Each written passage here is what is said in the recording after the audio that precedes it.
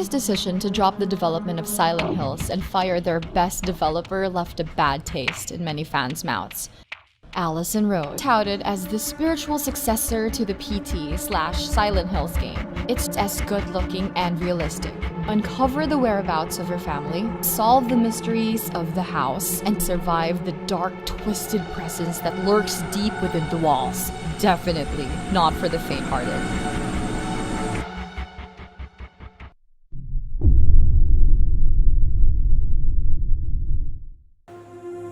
Outlast 2, an indirect sequel to the survival horror game that made a lot of gamers cringe in fear. Set in the same universe with different characters and setting, this game is still under heavy wraps, but one thing's for sure, it's bound to make dents in your psyche. As the developer puts it, Outlast 2 will test your faith, pushing players to a place where going mad is the most sane thing to do.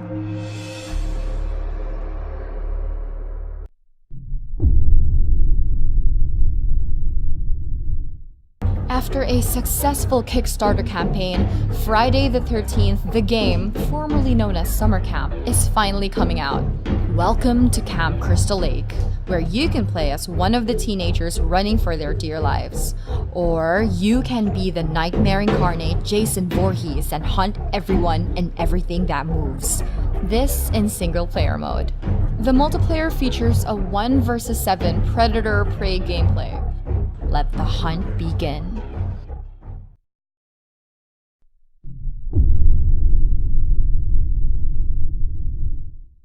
The horror genre in gaming is such a wonderful thing because it's not shackled to any patterns or convention. It's all up to the dev's imagination to find new ways to scare the shit out of gamers. Enter the world of perception. Experience the thrill of the unknown in a blind person's perspective. See using echolocation, where sounds create a visual map of the surroundings, and unravel the mysteries behind the abandoned estate that's been haunting the young, blind woman's dream.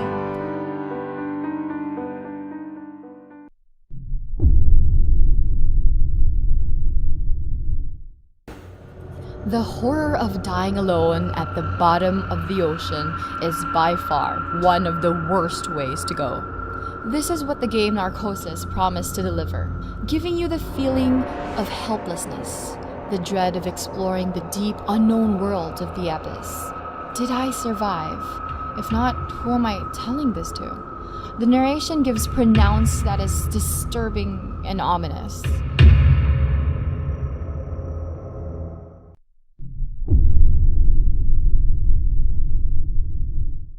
Let's face it, horror in space, there have been a lot of good ones already. Aliens, Isolation, and the first Dead Space. So what makes routine any different? According to its creators, one big discerning factor of the game is the permadeath system. I don't know if death means going back to the very start of the game, or worse, the feature locks you out of the game. I sure do hope not.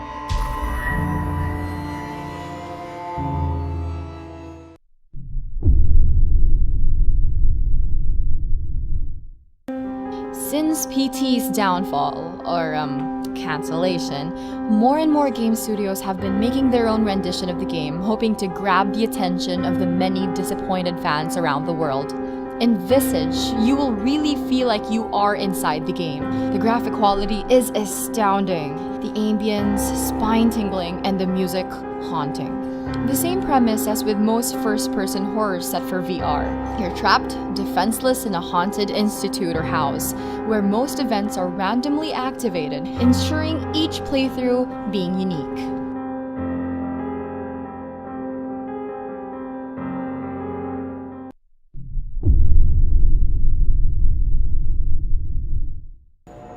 Abductions is a first-person alien horror game built using the powerful Unreal Engine 4. It's set in one big universe called The Hum, created by Ariel Arias. You take on the role of Holly Sanders. She lost her husband months prior after a mysterious vanishing, and now she's on a path to retrieve her baby from an alien abduction. Talk about awful luck. The Hum Abductions looks like a game that you'd get if you mix PT, Gone Home, and Aliens. Yes guys, it's that good looking of a game.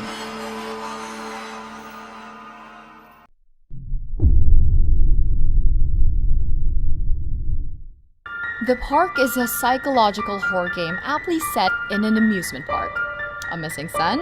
How original can a horror game get?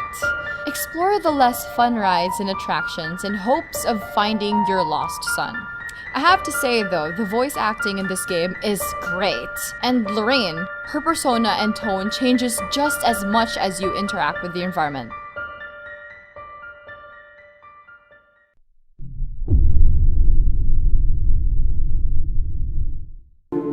Scavenge, build, fight, and survive this utopian world. The only way to making it out alive is with the help of an AI called Pamela. You wake up from a long cryo sleep in Eden, fight off its zombie-like citizens while scavenging for things needed to keep yourself alive. This game leans more towards survival than it does to horror. But then again, there are times when their unpredictable zombies get you by surprise. That's when the real excitement begins.